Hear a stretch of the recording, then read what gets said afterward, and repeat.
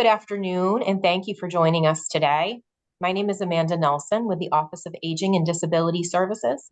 Today, we are excited to be joined by our esteemed presenters, Dr. Susan Weary and Angie Hunt, as well as our colleagues from DHHS, Maine Healthcare Association, and Maine's Long-Term Care Ombudsman Program, who have joined forces to support nursing facilities through quality improvement initiatives known as QuEST, which stands for Quality, Excellence, Staffing, and Teamwork.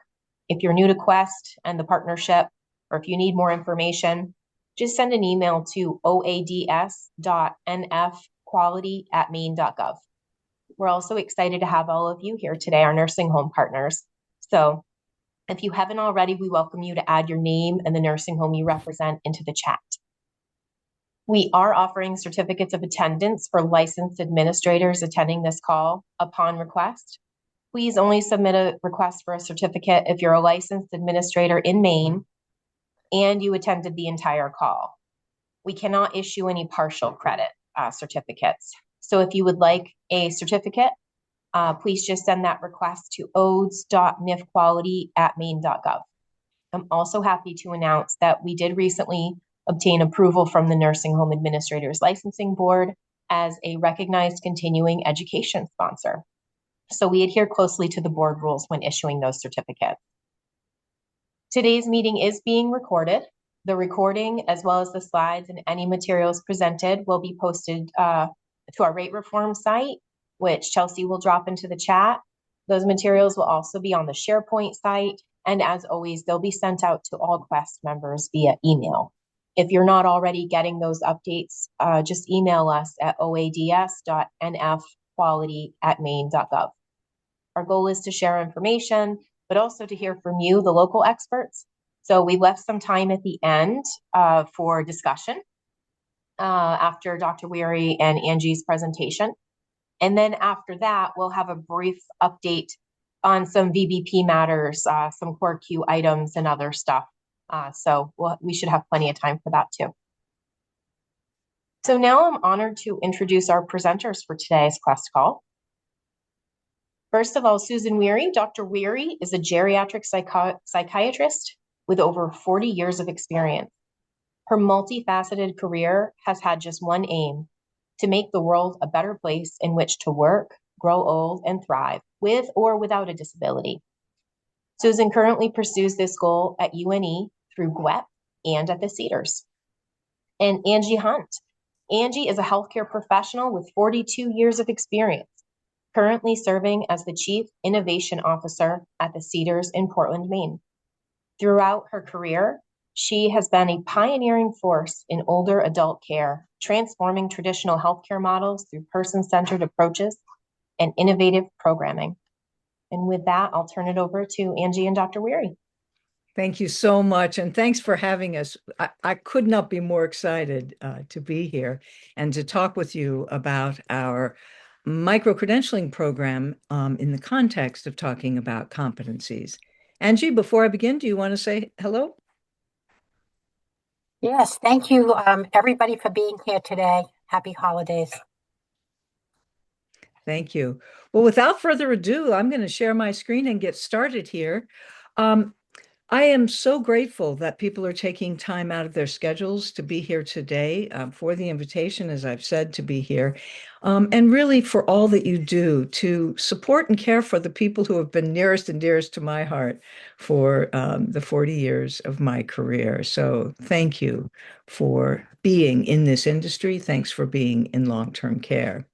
My goals today are to just do a quick touch base on what competency-based education is all about, what competency-based assessments are about, and then to share with you the current status of our micro-credentialing process, which I think is going to turn out to be a superior method to our usual certificate programs for really being able to determine that people have the competency that we want them to have in order to be able to care for people, particularly those living with dementia. And we're doing that through the GWEP program, which is the Geriatrics Workforce Enhancement Program, funded by HRSA. And so it's called Aging Needs micro-credentialing program. But let me start with a polling question, and to ask you, do you currently use competency-based dementia education for the CNAs in your community?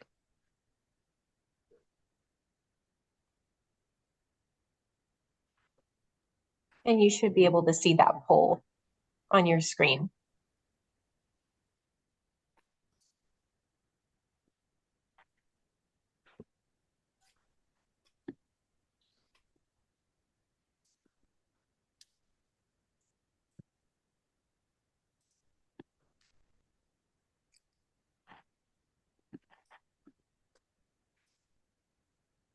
We've got about 75 responses in. We'll give it just about 5 more seconds if you haven't answered yet.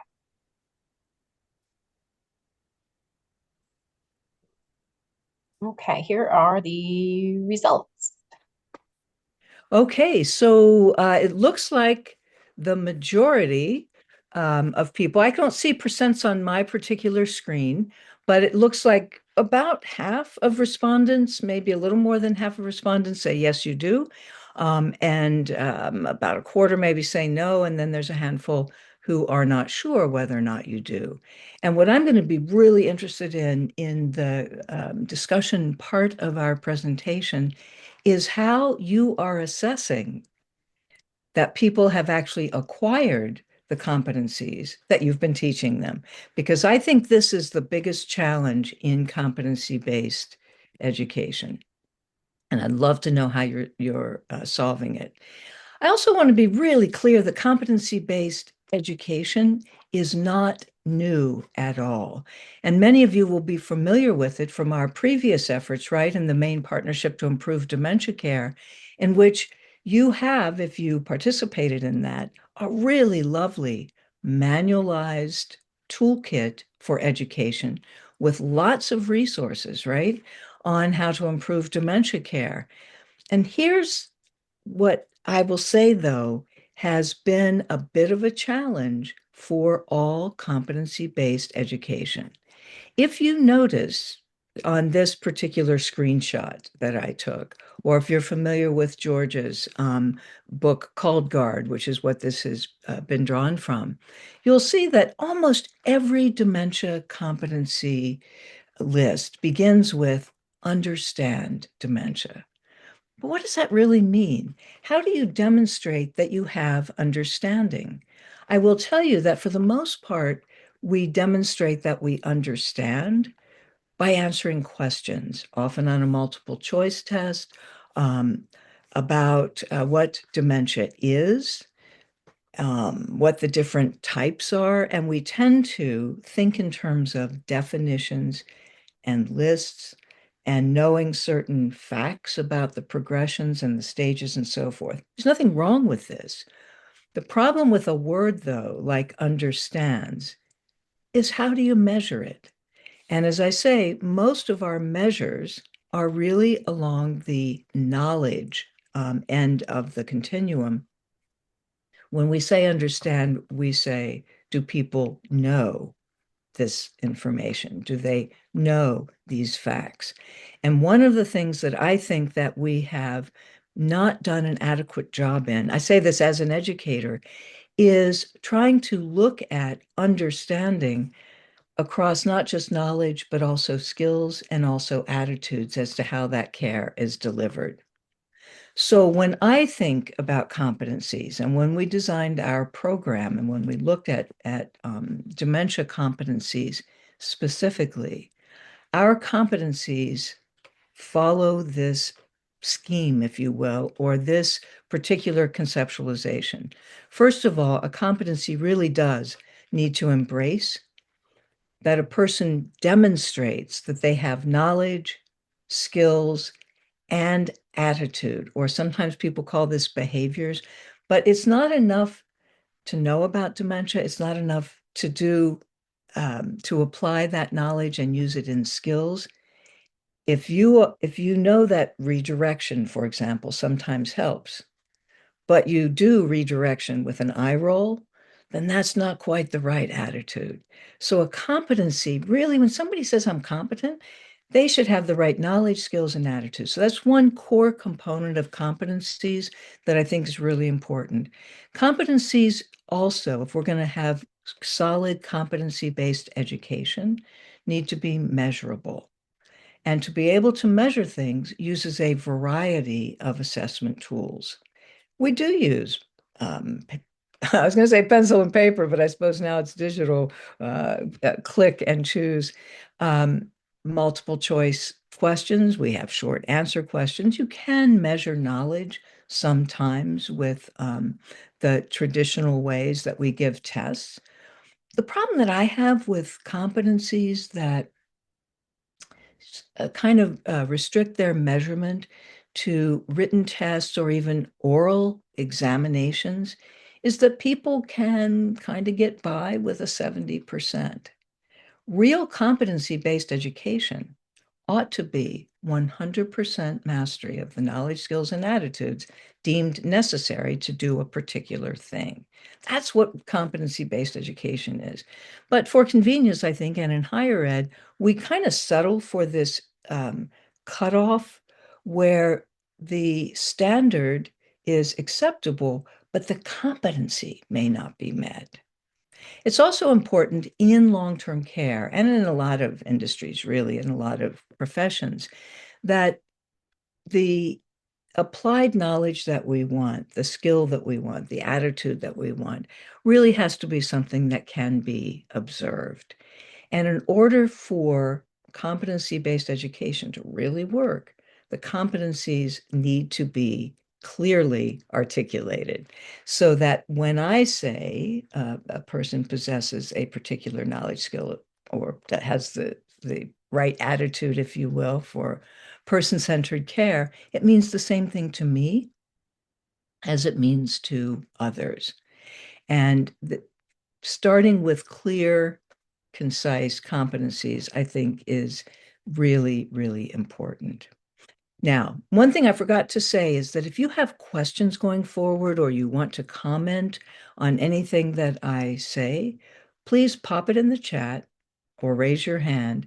And if there's a concept that's not clear, feel free to interrupt. But if you just have an observation that you would like to make, let's hold those for the end, and we're going to have plenty of time for discussion. So I have been really interested in competency-based education for a long time, and particularly in long-term care, because I've been very aware of how much demand there is and how much need there is for training in person-centered dementia care. And I've created some of those trainings. I've created curriculum. I've done full day trainings, and people spend their 8 hours and they meet their regulatory checklist. But I've never felt that that's actually the way to get people to change their behavior or to really feel confident that they know what they're doing and to preserve their compassion through the work. In 2024, HRSA, the Health Research and Service Administration, put forth this challenge as part of their geriatrics workforce enhancement program. And the challenge that they put forth was this. They said, we are accepting proposals on how you would create a dementia-capable workforce for long-term care that would also attract staff to long-term care and provide some kind of career ladder opportunity. If you're not familiar with the GWEPS, the Geriatric Workforce Enhancement Program, it is a HRSA program. And in this particular 5-year challenge, they said, we don't want you to just train people. We want you to make long-term care attractive to nurses and particularly to certified nursing assistants. And the impetus for their challenge really was a post-COVID phenomenon and an appreciation of the ongoing crisis, the ongoing workforce shortage of people not wanting to work in long-term care, or there not being enough CNAs. So we said, we take that challenge. We submitted a proposal that included developing a competency-based education curriculum that we would then offer by way of providing a geriatrics specialist micro-credential. And we said, we're going to use the micro-credential model and help to create a geriatrics capable workforce in long-term care. And the model we're going to use is a stackable model in micro-credentialing, in which we're going to offer 3 opportunities: one for a dementia micro-credential, one for an age-friendly micro-credential, and one for a self-care or resilience micro-credential.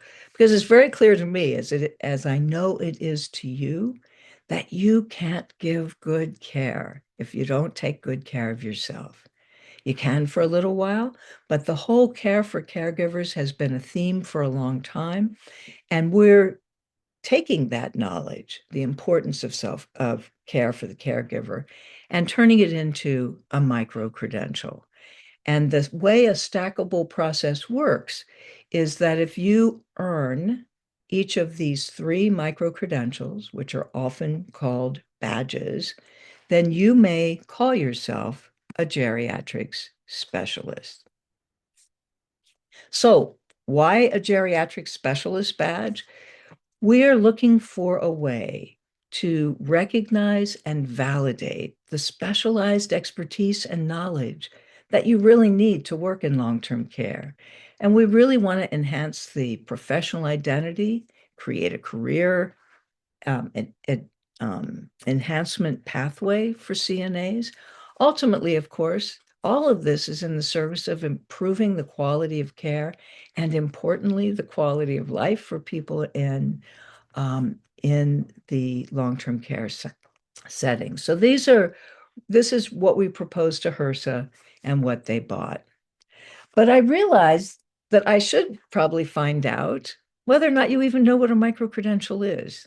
So for my next polling question, and maybe I should have asked this first, how familiar are you with micro-credentials? Ever heard of this before? Know a lot about it? Somewhat familiar? Or what's a micro-credential?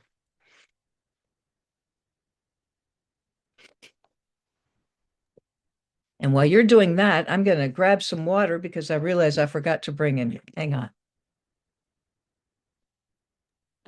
Got about 3/4 of you responding. Give it about 5 more seconds. Get your responses in if you haven't yet.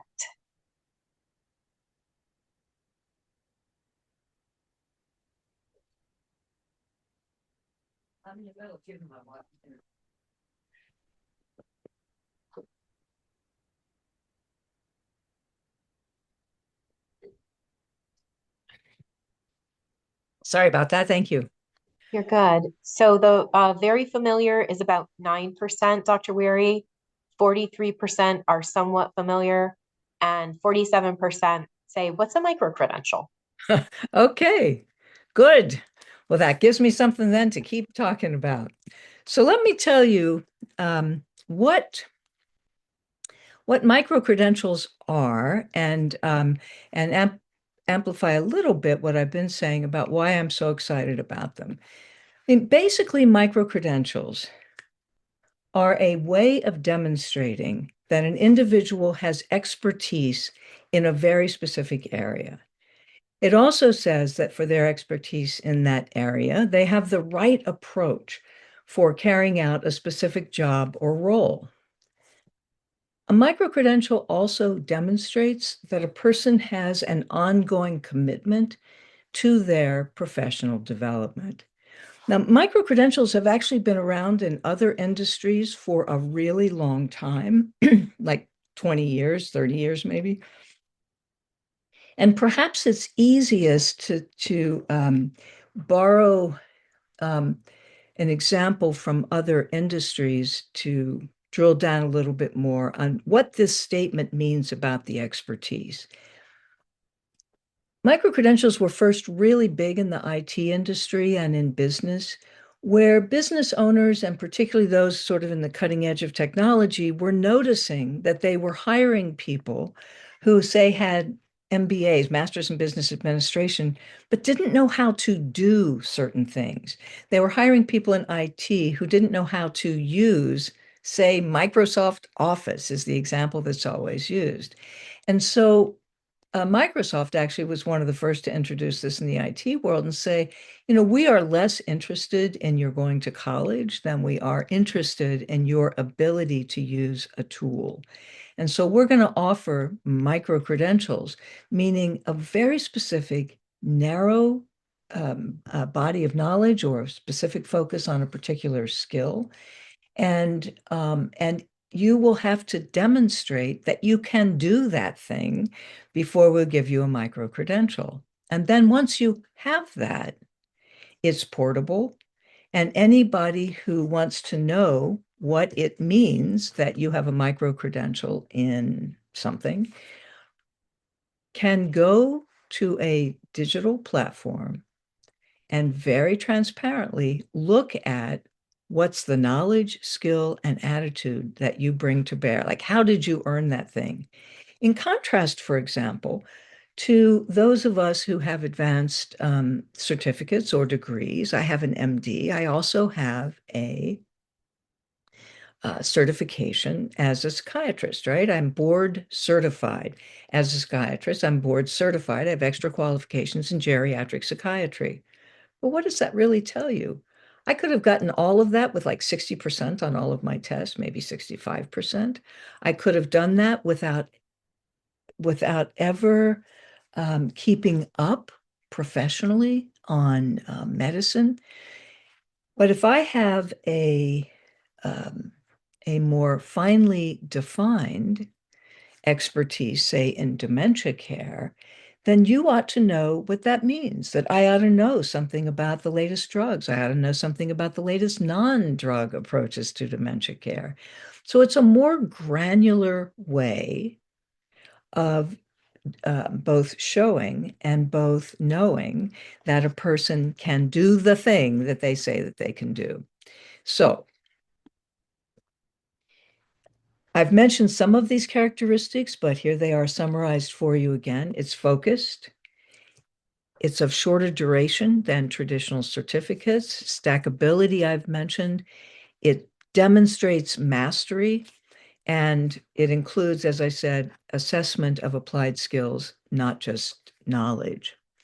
Now, interestingly about micro-credentials, the Europeans are much further ahead of us in healthcare and in higher education with respect to micro-credentials. There is in industries in the US still a lot of fussing about definitions and how you can earn them and who can um, uh, who can do the assessments. And the Europeans, on the other hand, have said, you know what, we've been doing this long enough now that we can set some standards and we can describe the gold standard in developing a micro-credential. So we decided as part of our QuEST project that we would in fact apply the gold standard, which is the European Commission standards developed in about 2022. And they say, this is how you do it. This is how you determine your competencies. This is how you determine who should carry a micro-credential. So the first thing you start with are focus groups, and you ask a very simple question. The simple question you ask is, if I tell you I have a micro-credential as a dementia specialist, what would you expect this to say about me?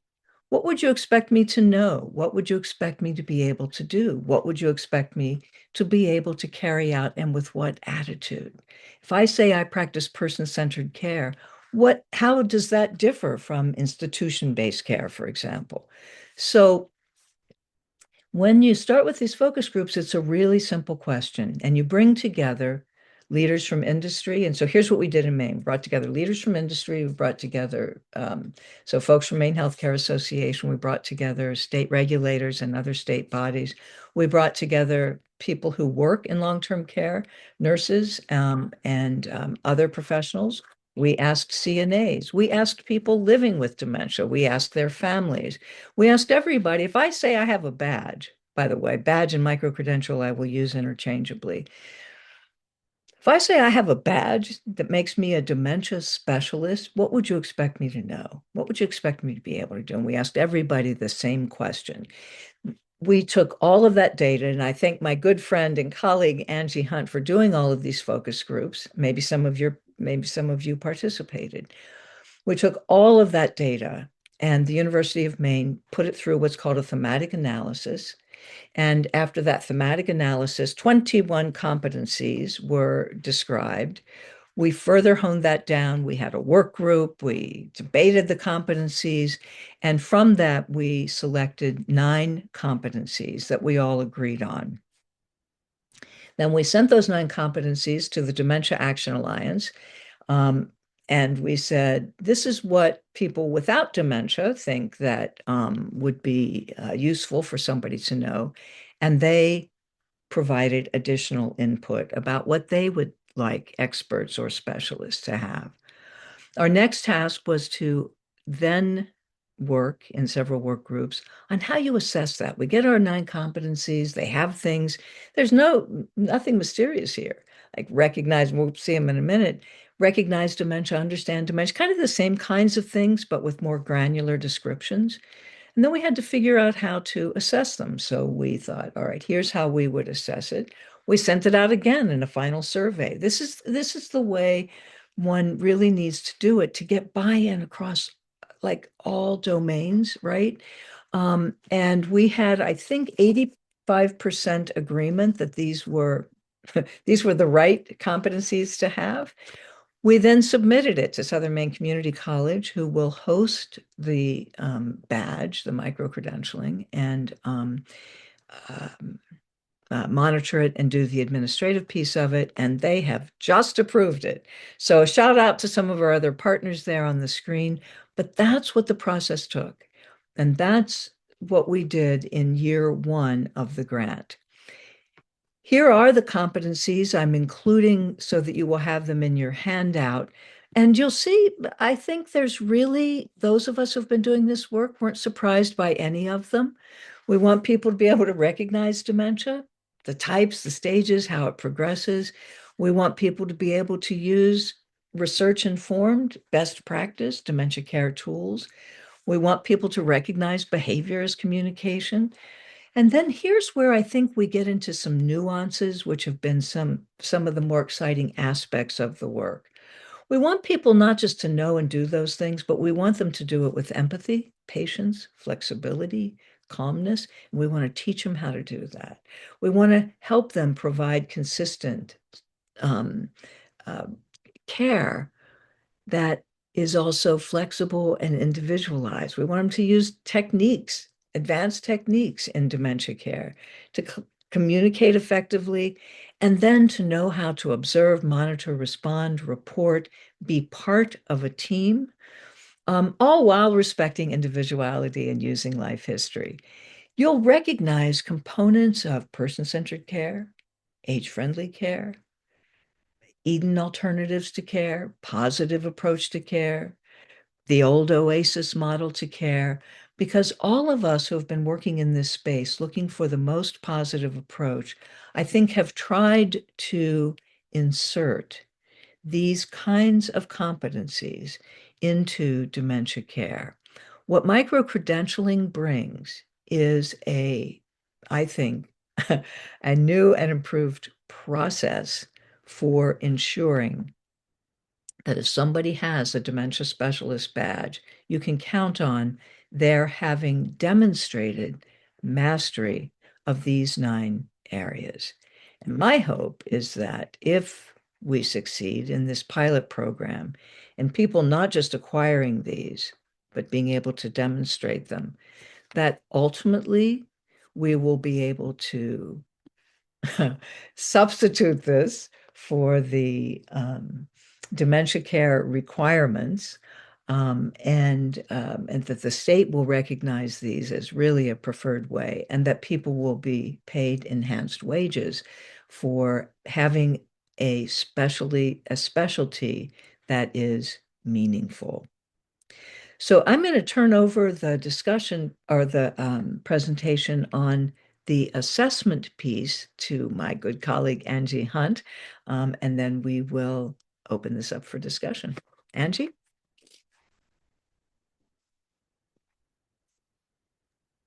Thank you.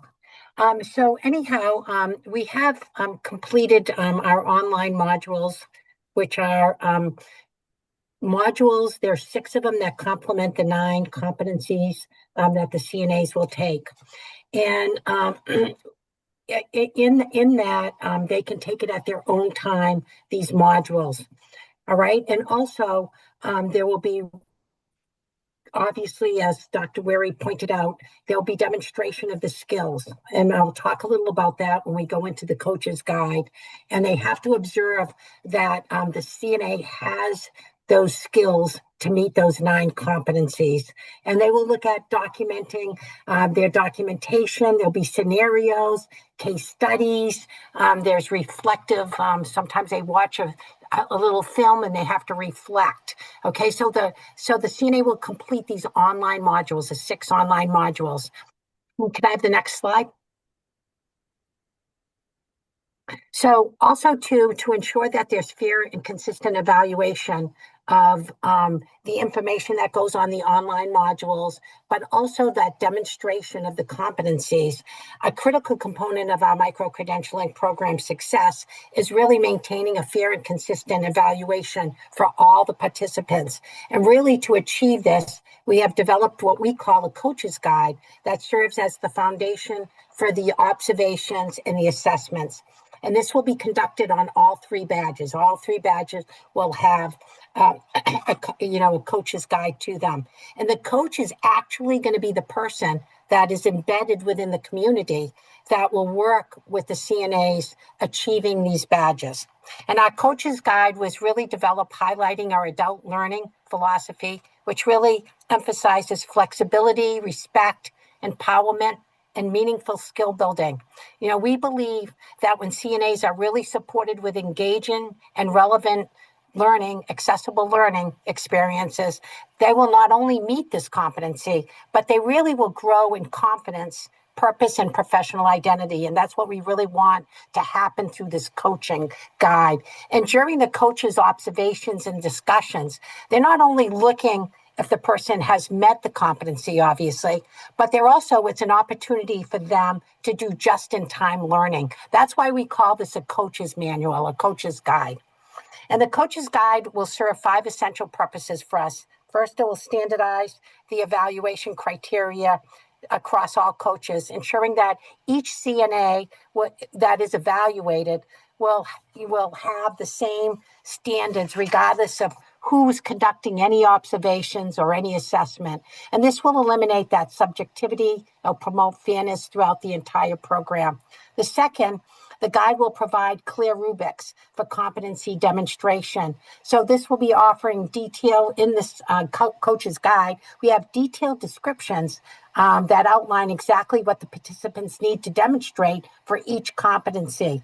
And this will remove the ambiguity about the performance expectation. So it's not only going to create transparency for the coach, but it's also going to create transparency for the CNA. They'll know what they need to do to get this competency. The third, the guide will ensure the inter-rater reliability, meaning that multiple coaches will evaluate participants consistently using the same criteria. And this will build confidence that the badges truly represent mastery of geriatric competencies, and in this case, the dementia care competencies. And fourth, it will guide the coach in providing constructive, meaningful feedback, helping coaches provide actionable insights to support the CNA skill building in this. And our measurement rubrics are how we're rating people. Are they met the competency? They're almost there, or they're not quite there.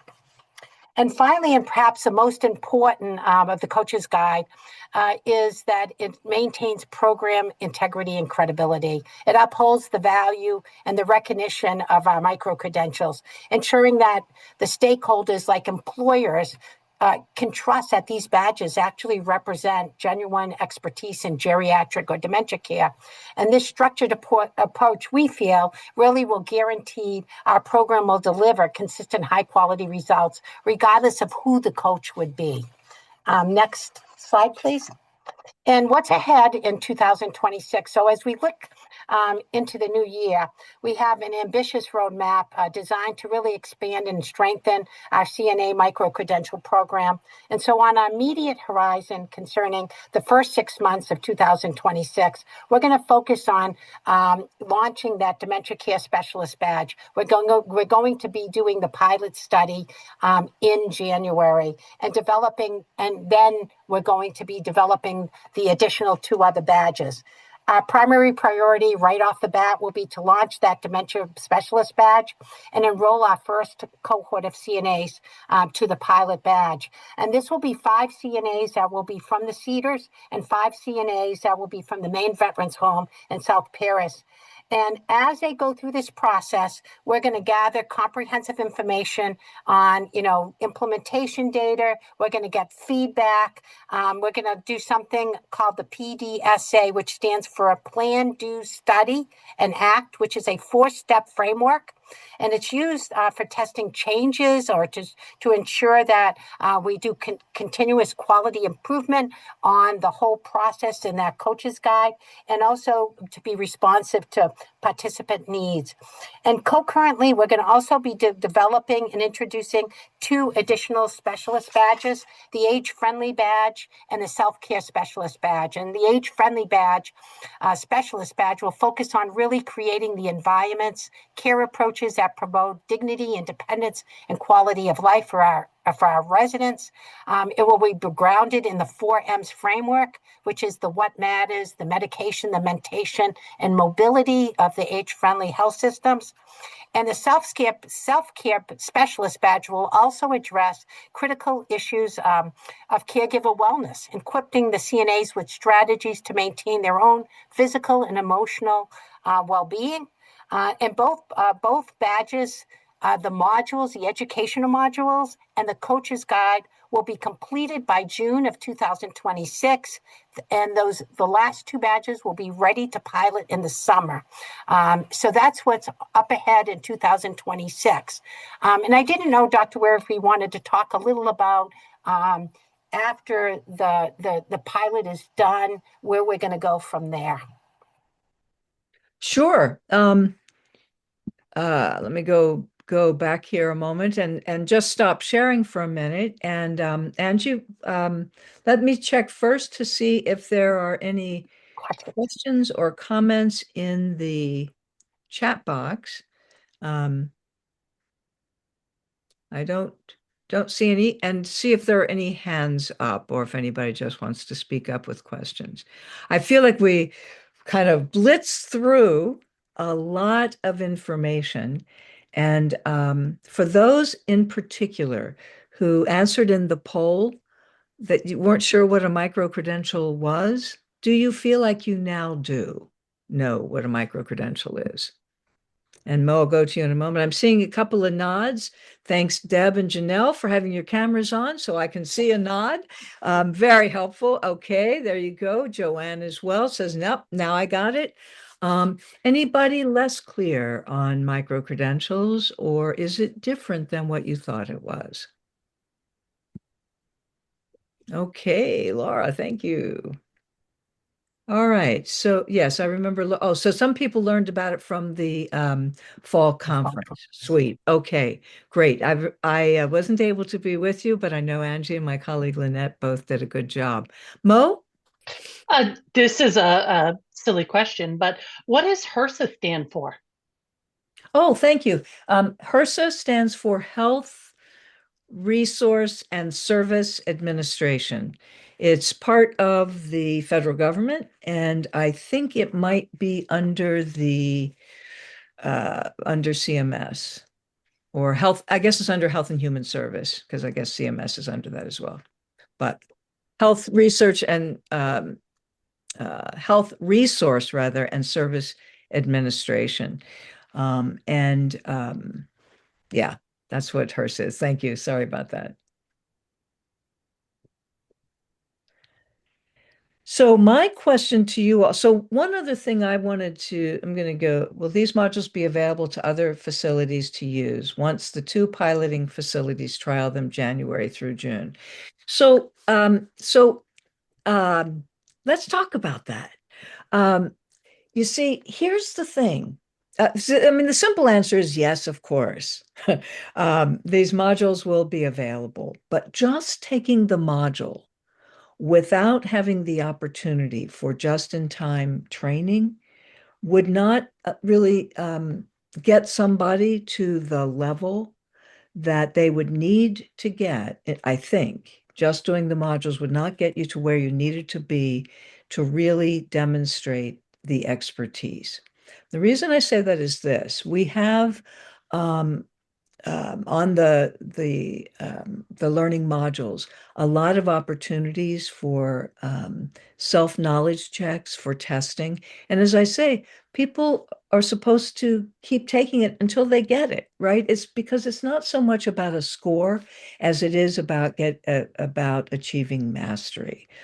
So the modules will be there, people can access them, but it will also require participation at the on-the-job site in order for a person to complete everything they need to do to achieve the micro-credential. Does that make sense? Um, because one other thing I want to say about that, and Angie touched on this as well in her remarks. I mentioned at the beginning that the real path to success for uh, getting a good micro-credential in place lies in the assessment. Really, to show somebody that you're competent, somebody has to watch you doing the thing they want you to be able to do. Okay. And once they've watched you and they say, yeah, you've really got this, then that's a mark of success. But if you aren't quite there, the reason, as Angie said, that we went from just assessment, like an instructor's assessment, to the coaching model is that if you're not quite there, then the coach gives you some feedback and says, you did this really well, but here's another way that you might have done it, and a way that's more consistent with state-of-the-art dementia care or more consistent with person-centered care. And so it's having the opportunity for that back and forth and the just-in-time teaching that really, I think, distinguishes this. And you can't get that just from the online modules. However, Angie is going to tell you about an opportunity that the Department of Labor is offering. And Angie, I'll let you take it over. Sure, thank you.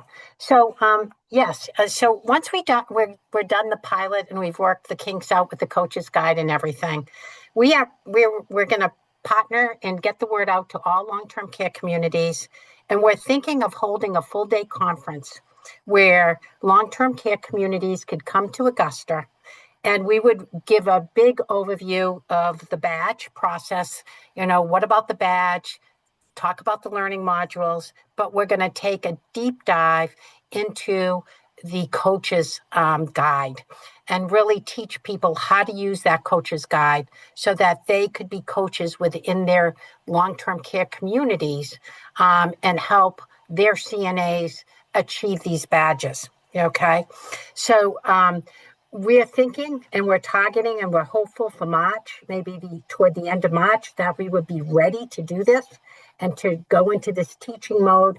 And we do understand that both Dr. Weary and I, that since this is very new, there'd be a lot of support to the coaches at long-term care communities to actually do this process and to work with their CNAs to get these badges.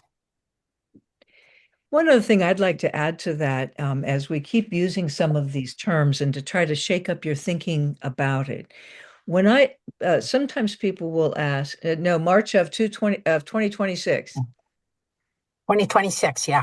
2026. We hope that we will have the first. I don't think I'm hopeful that we'll have in our pilot the first 10 CNAs well enough along their way for us to work out some of the kinks. We won't have our full pilot data by March of 2026, but because of the nature of the nature of the funding is such that we need to share what we've learned within the first 2 months, the January, February, from our first CNAs going through it in the pilot, if other people want to try it in their facilities. So one of the things that I'm often asked is like, who can be a coach? And if that question hasn't occurred to you, then I'll ask you to think about it with respect to your own facility. Because ultimately, if this works as well as I'm pretty confident it's going to, and when I say works well, I really think that this is going to tap into the compassion that CNAs already bring to the work. I think that it is really going to build their competence in a real and meaningful way, in a real skillful way. I think that they will be more confident in their ability to do the work. And so I have great hopes for this methodology. Helping us to actualize what we've known we've needed in dementia competency. So I'm very hopeful about that. If that's true, if this is successful, then my thought would be that a coach could be anybody in your community who is a good supervisor, a supervisor who knows how to coach rather than to catch people out doing things wrong, right? Somebody who sees the goal, not just seeing what people didn't do, but the goal being to get them to do the thing the way we want it done. That it could be a staff developer. It could be another CNA who has been through, say, PHI's leadership and mentoring peer support program. It could be somebody who's from our first cohort of dementia specialists who are really good and are seasoned CNAs. It could be nurses. It could be an MDS coordinator. It could be people who have roles that are already kind of in the domain of quality improvement, education, staff development, but it's going to take people with a particular headset. For our trial at the Cedars, we are actually going to use a life enrichment director who is also certified as a TIPA SNO instructor for positive approach to care. He's not in nursing, he's in occupational therapy. In our other pilot facility, however, at Maine Vets Home South Paris, we will be, I think, the director of nurses wants to be the coach, along with the MDS coordinator.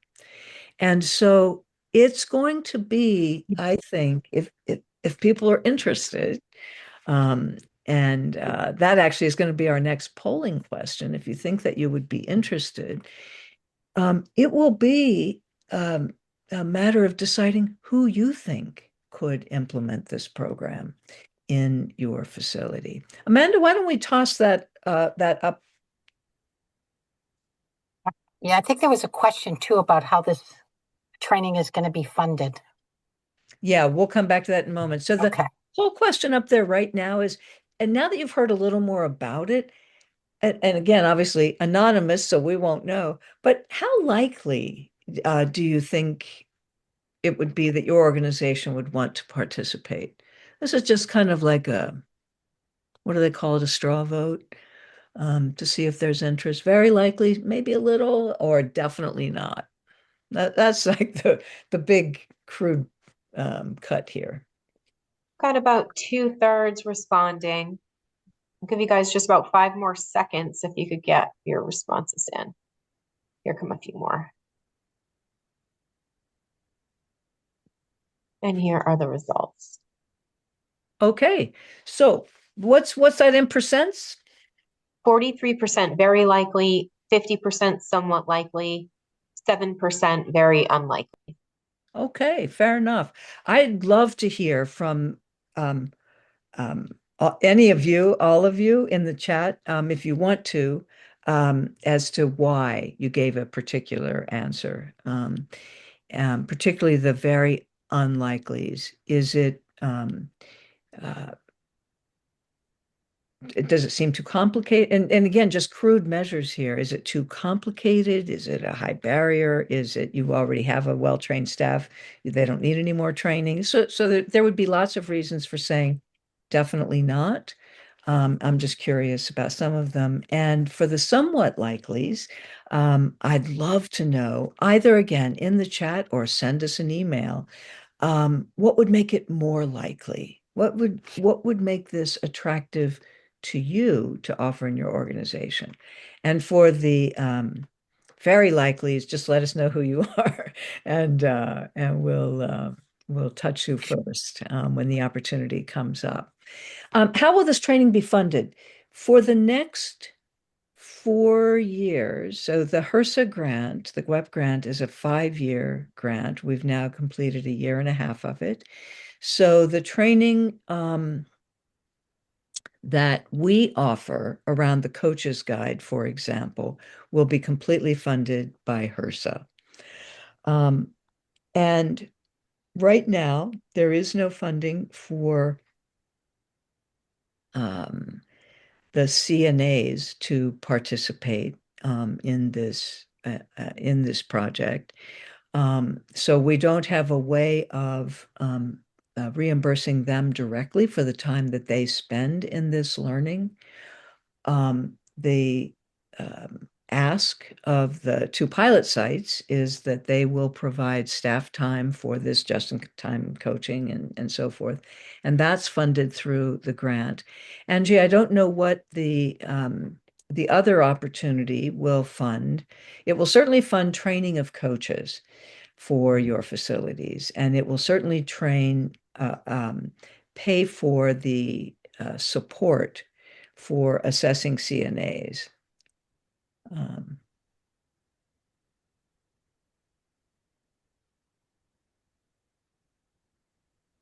Great.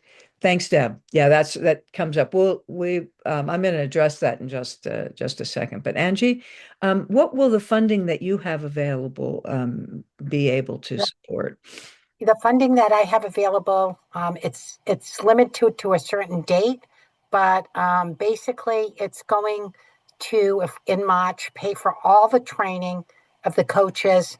And if we start with the badges up till in September, would provide some money for training for those individuals with getting the badges, the CNAs. So there is some money up to the end of September. So we'd have to work more on a sustainability for the other 2 badges, though. And we're going to let you know when it's available, because it's all free of, all the badges will be housed on SMCC, Southern Maine Community College, on their learning platform. They're all accessible to, people that want to take the badges. They're all accessible to your employers. So if somebody wanted to even check to see if you achieve the micro credentials, and all those modules are going to be free of charge. They'll always be there. They can be accessed by anybody. Getting the coaches trained for the coaches guide is I think like the really important part of it. And we're going to be doing that, but any suggestions on how people think, because I know sometimes you have somebody in your organization, they might leave, or there could be turnover. How many coaches should an organization have trained through our training when we offer that?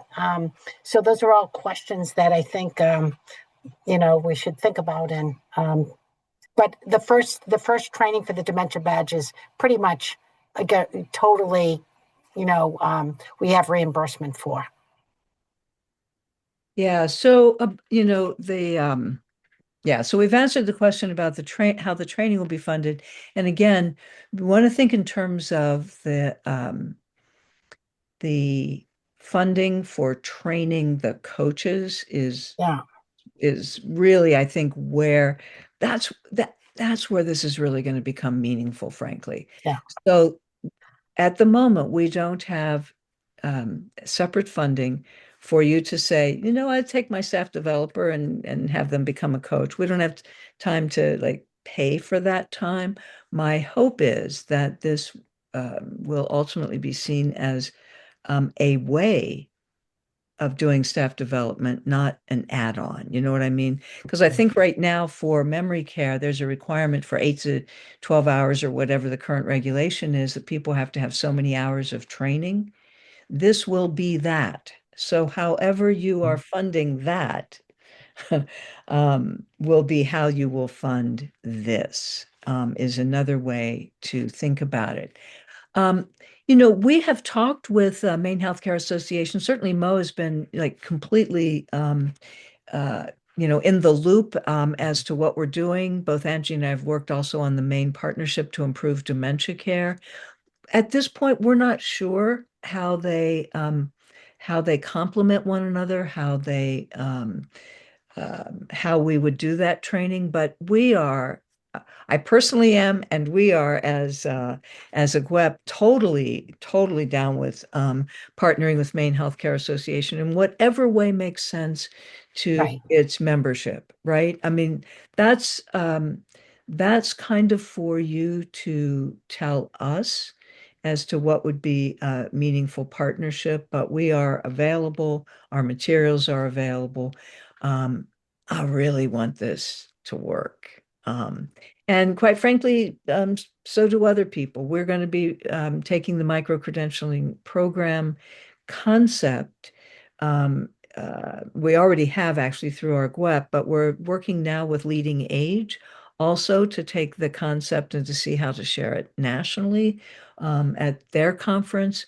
Because I think what excites me about this is the same thing that is exciting the industry about it, um, is that we've done a lot of dementia trainings. There's been a lot of competency-based education around for a long time, and yet many of us feel frustrated that even people who have their national certificate as a dementia practitioner still have a very hard time on the job applying that knowledge that they have acquired. And we hope that this is going to help people actually not just use the knowledge, but feel good about it and feel good about achieving the expertise.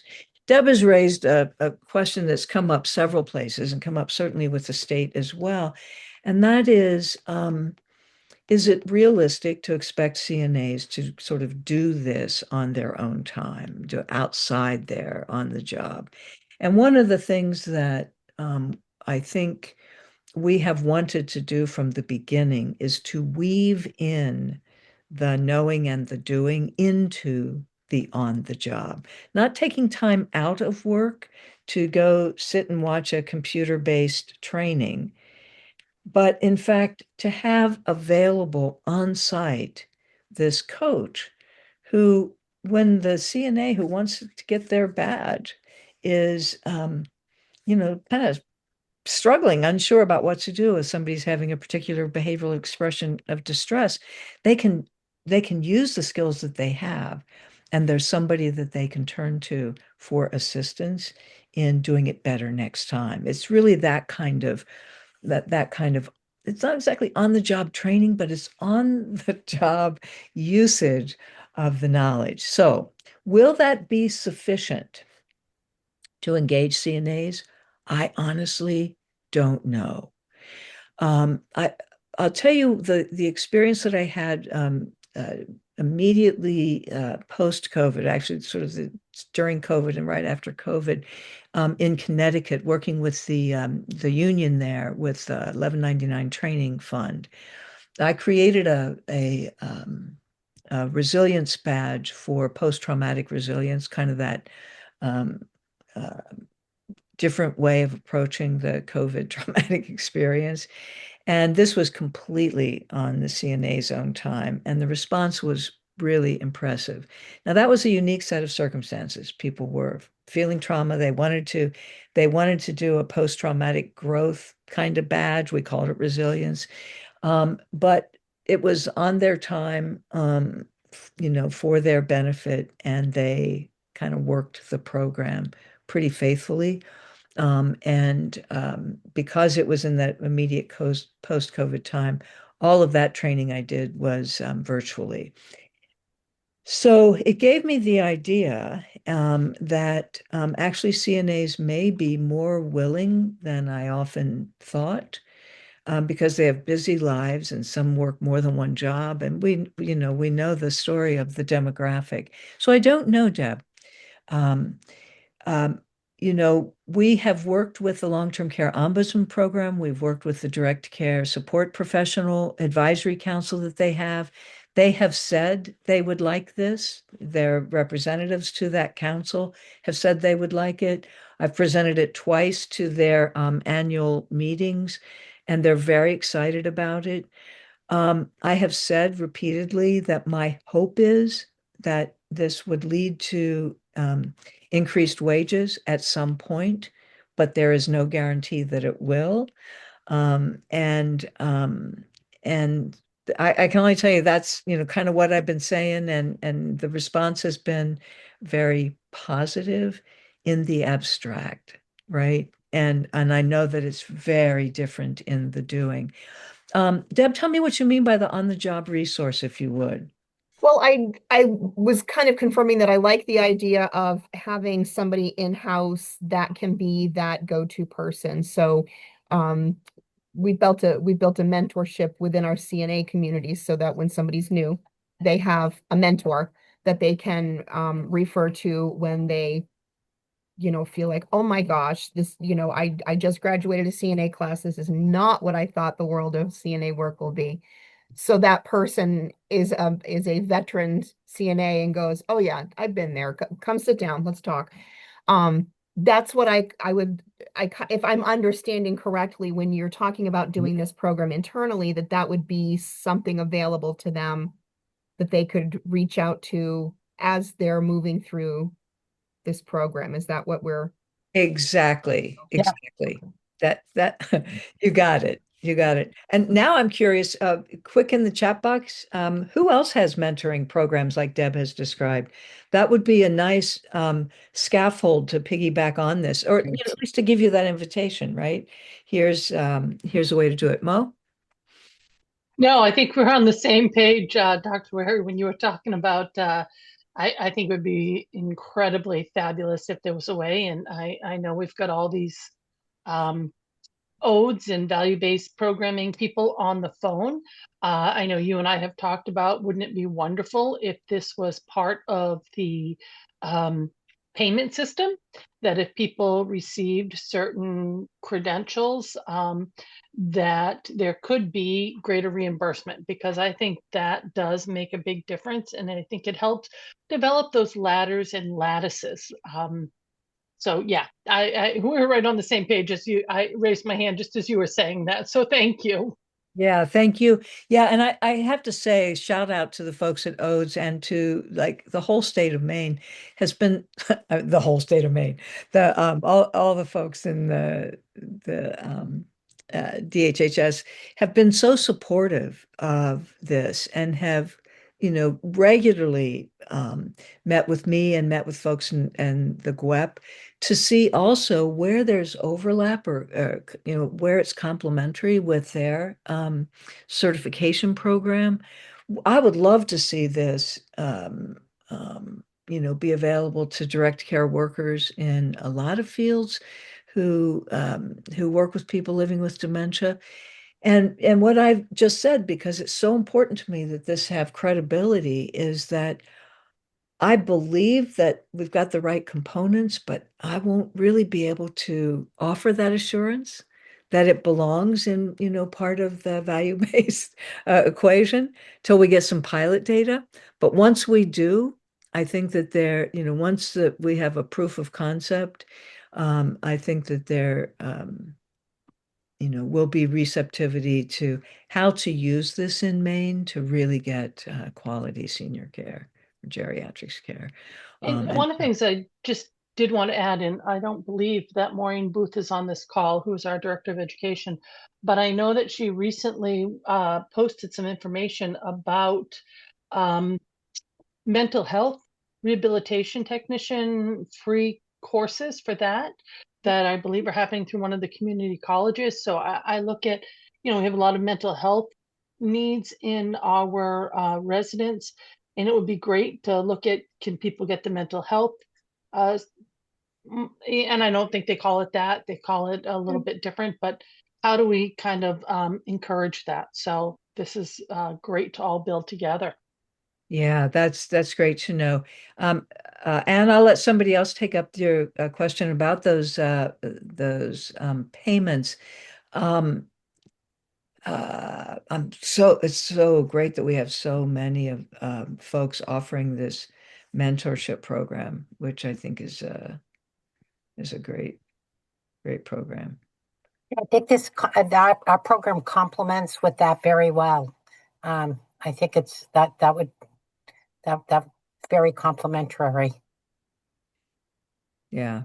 MHRTC, so mental health rehabilitation technician certification sounds like for mental health. We should take a look at that also and um, see what that looks like. There's going to be a free class coming soon. Okay, excellent, excellent. Amanda, I know there are other things on the agenda, and I don't want to take up more Sure. time, but I'm happy to if we have it. Sure. So I think we've got a few more minutes as long as I want to make sure everybody gets their questions answered. So, and this is a really great discussion. I don't want to cut into that. So if you've got more questions, I think we've got about 2 more minutes before we move on. At the end of today's call, we're just going to do a little brief update on value-based purchasing and core Q, a couple of things from the Medicaid office. But I don't want to cut into that because this is such a great discussion.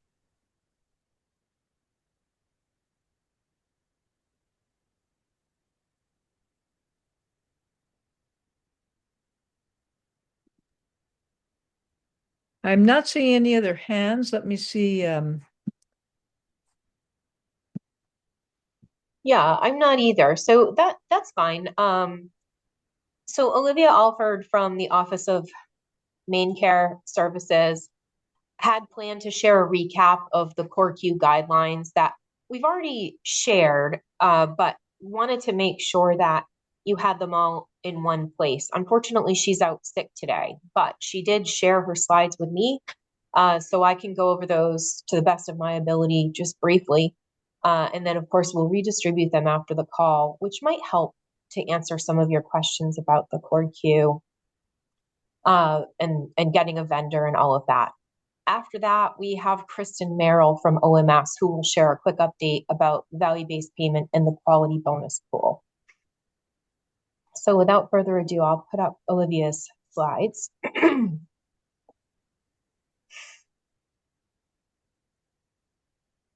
So I know we've been talking a lot about core Q throughout the year.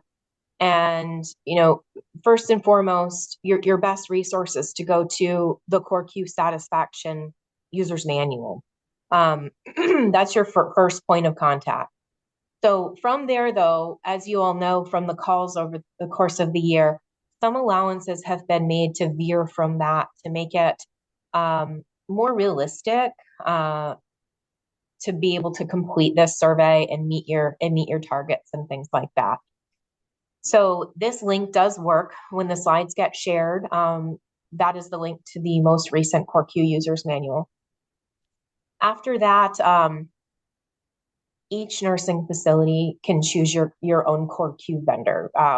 The state of Maine doesn't have a preference on that. There's no recommendations for a specific vendor or contractor. That's really up to you to guide that. And I know that Maine Healthcare Association has done a lot to vet different contractors. So they may be a really good resource for you. If you already haven't gotten information from them, stay tuned. I'm sure that they'll be distributing information soon.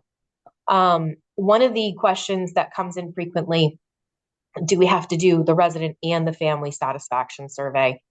Yes, you should complete both of those surveys. There's multiple core Q surveys available, but the ones that you'll want to complete are the long stay resident satisfaction survey and the long stay family satisfaction survey. What is long stay? You'll see in the core Q users manual, but that's anybody that's been in your building for more than 100 days. So they may be having Medicaid as their payer. They may be private pay. They may be your long-term care patient that's returned to your building skilled. So now they're Med A, but they're still a long-term resident. So anybody that's been there for 100 days.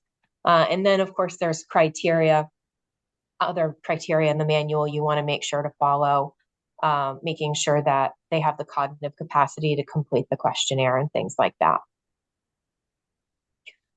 One of the other updates that we've issued this year, initially all surveys were going to be by physical mail, but now the allowance is made. You can complete the surveys by mail, text, email, phone, which I think there was a lot of happiness around that, just for ease of completing it, and also the QA process to get feedback from people on a phone survey, for instance, was one of the things that we got for your contributing feedback. So any method of completing that survey is fine. Like I said, you want to follow the measure specifications as outlined in that manual. The only exceptions to that, in the manual, it says to exclude residents receiving hospice services based on your feedback. We are fine if you include the residents receiving hospice services.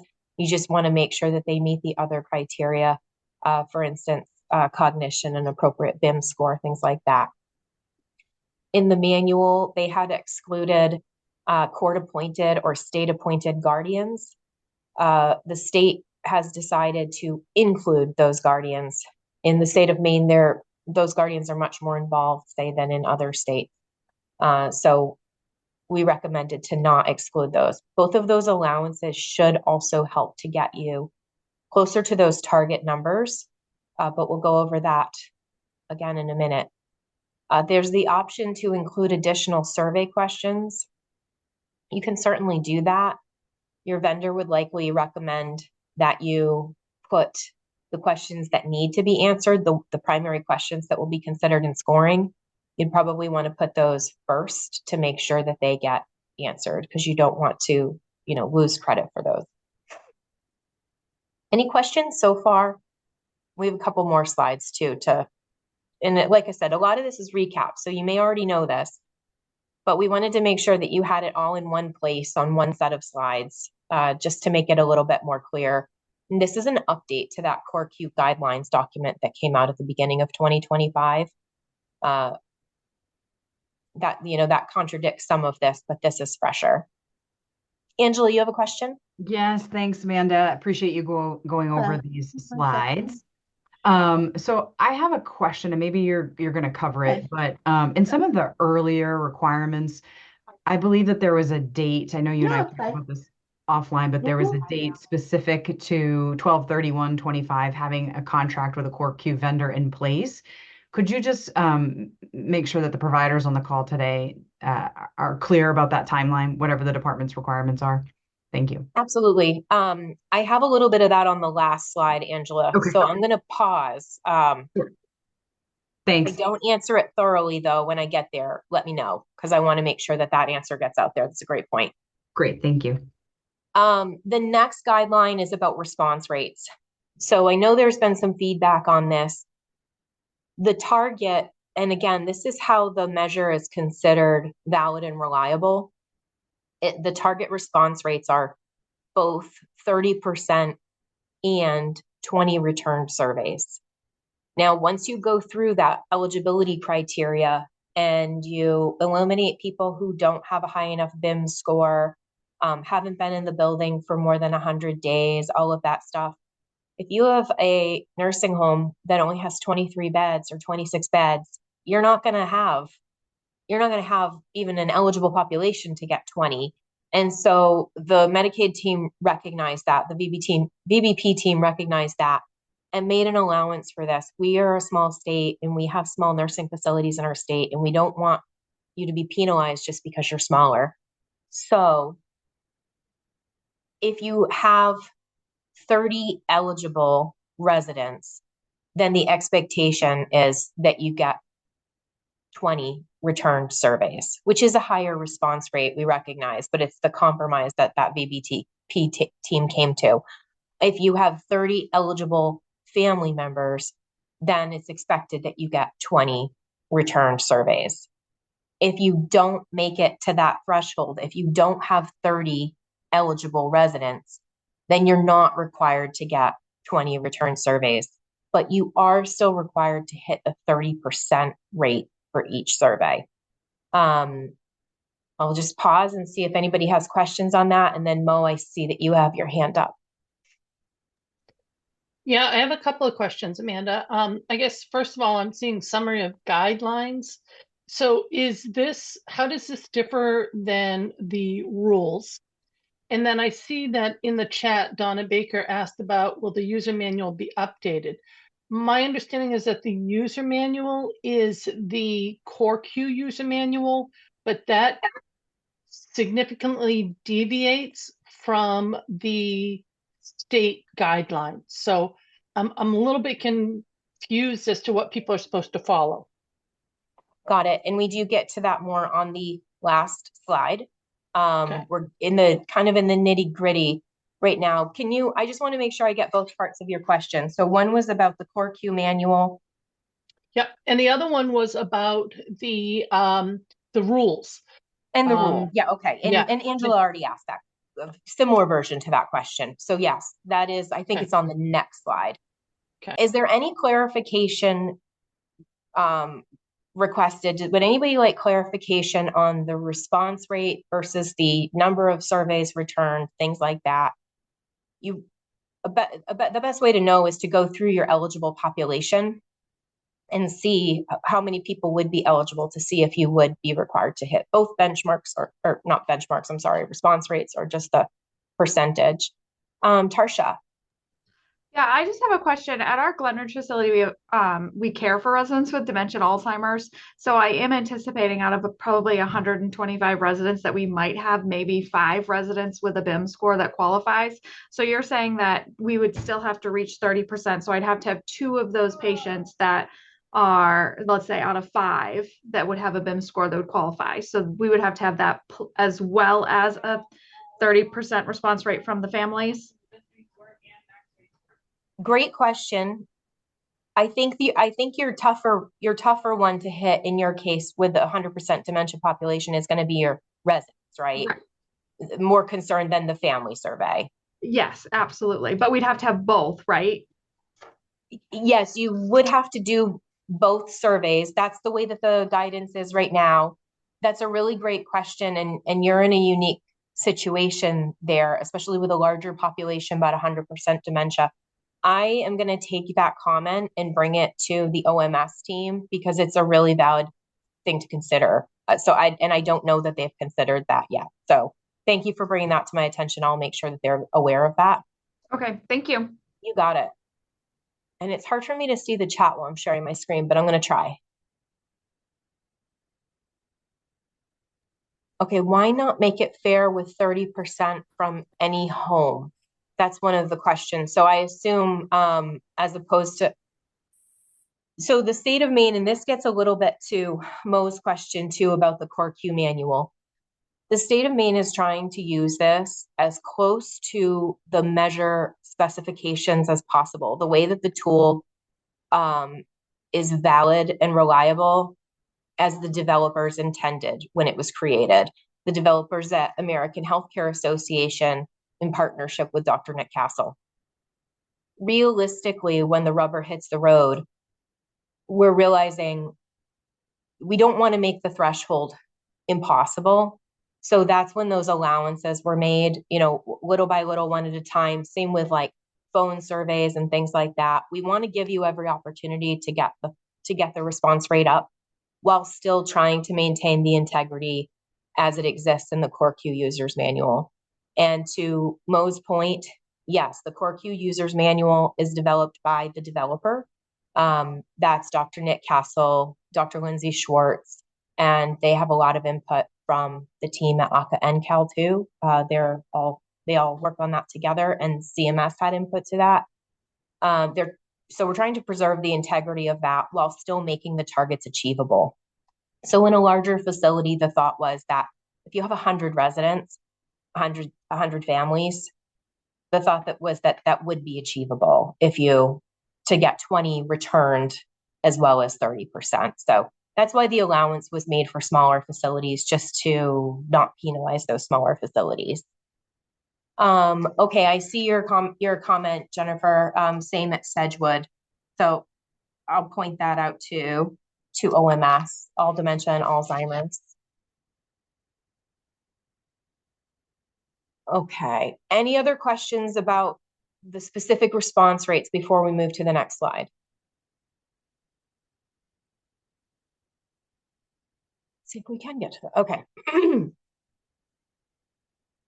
So your survey results, your vendor should have contact information to be able to upload those to American Healthcare Association, the ACA-NCAL trend tracker. The state of Maine, as well as Maine Healthcare Association, have been in contact with them in partnership, developing a contract so that we can get those scores for scoring and processing. But in the meantime, they will need to be uploaded to Trend Tracker, and that's how the state gets your information. So I just wanted to make that point here. There is still a question of when those results need to go in, and that is based on final rulemaking. And to Mo's point and Angela's, the core Q is not yet in rule. It's not yet included in the rule in the rate reform system. So we anticipate it will be. We're sharing guidance, and I'll go to the next slide. We're sharing guidance as we anticipate will come into rule. So it might seem a little bit unclear at times, and that's a tricky situation. We can't tell you have to do something by a certain deadline if it's not in rule yet and it hasn't been fully promulgated. So the guidelines at the beginning of the year that were issued, it was anticipated that this part of the rule would be fully adopted, and then, government shutdowns and things like that. So this part is not in rule. We cannot tell you that you have to have it by January 1st or even July 1st because it's not in rule yet. Can you do your survey at the beginning of the year, even if it's not in rule? I brought that to the OMS and BBP team, and anytime in 2026, if it's completed in 2026, they're going to count it. So at least, so you don't have to wait that long, but if you wanted to wait until the rule is finalized, you could. We can't hold you to that standard.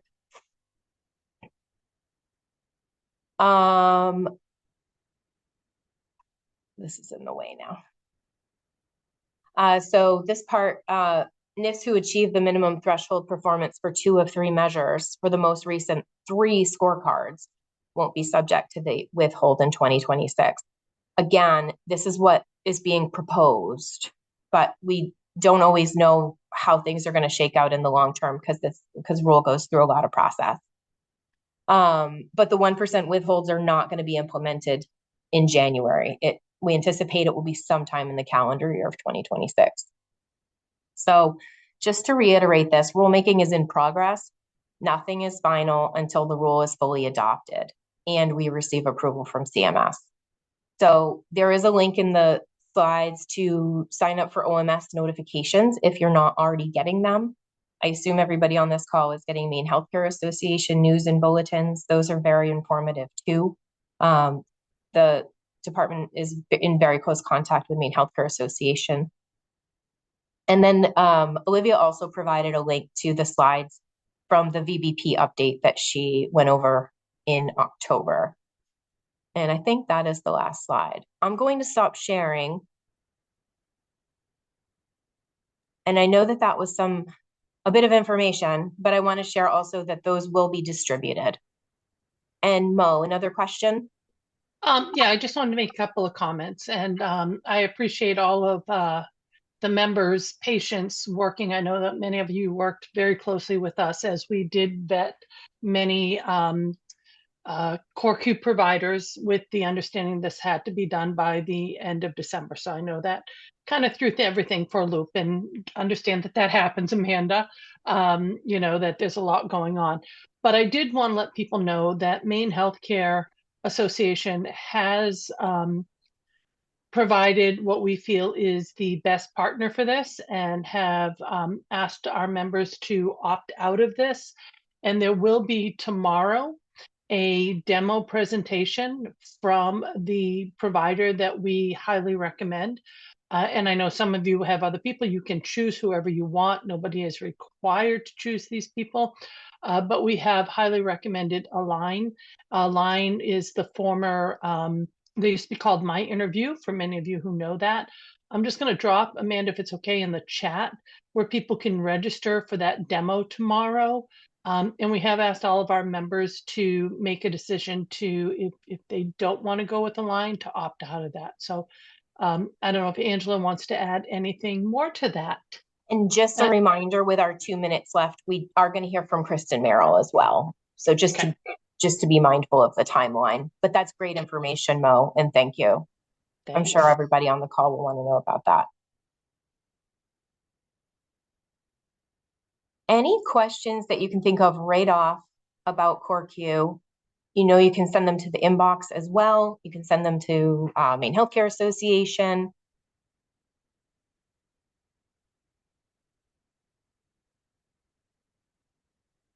Okay, with the final couple of minutes, I am going to turn it over to my colleague, Kristen Merrill, with the Office of Maine Care Services. Thanks, Amanda. Apologies, folks can't see me. It appears that my camera has decided to stop working in the last 30 minutes. But for folks I've not met, my name is Kristen Merrill. I am the Acting Associate Policy Director with the Office of Maine Care Services.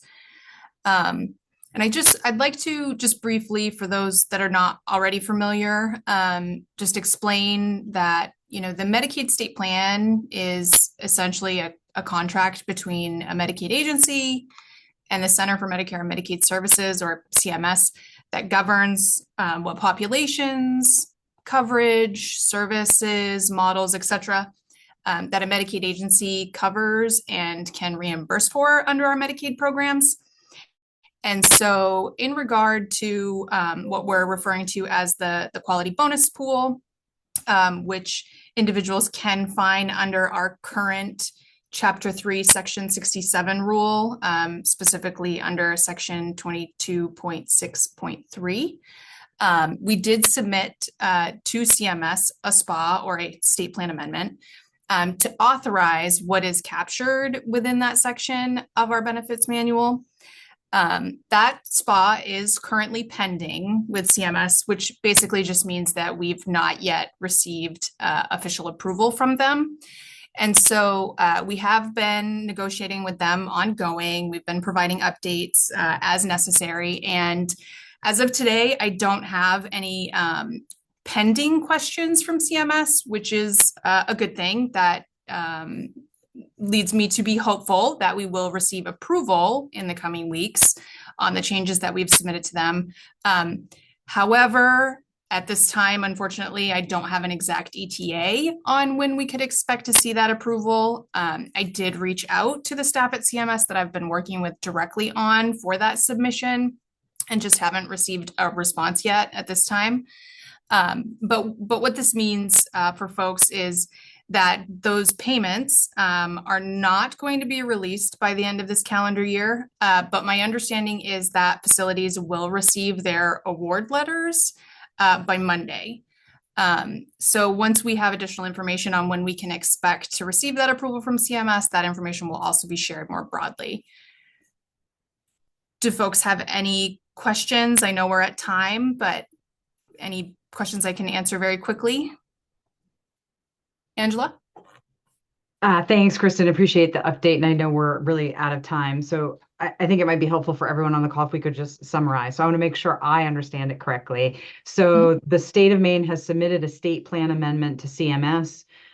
We're waiting for CMS to review it. It seems like because of the federal government shutdown, lots of things are delayed. So does OMS assume that this will be approved, or you can't comment on that? So I will say I am hopeful at this point in time. CMS has been reviewing this. We've been in negotiations about it, so they've already had eyes on it. They've asked questions. And because I don't have any pending questions from them right now, that makes me hopeful that it's moving towards approval. But yes, Angela, to your point, just for various reasons, the changes in administration, government shutdowns, things are taking a little bit longer to process. And so, yeah, we don't know exactly when we'll expect that determination from them quite yet. But providers can expect by Monday a letter from Maine Care stating what portion of the 8.1 million for VBP payments they would have earned, assuming they met all the year one participation requirements, and that it'll be coming. Checks in the mail. Mostly? Yes, yep. The only thing I would caveat is that those award letters are contingent on that approval from CMS, which I'm sure it'll state in those letters. But yes, essentially, everything else that you summarized is accurate. Great, thank you. Thanks for clarifying, Angela, and thank you very much, Sure. Kristen. Kristen, there's yep. a quick question in the chat about who those letters will be sent to. I assume that OMS has a list of individual contact information from each facility by which they send that information to. Is that correct?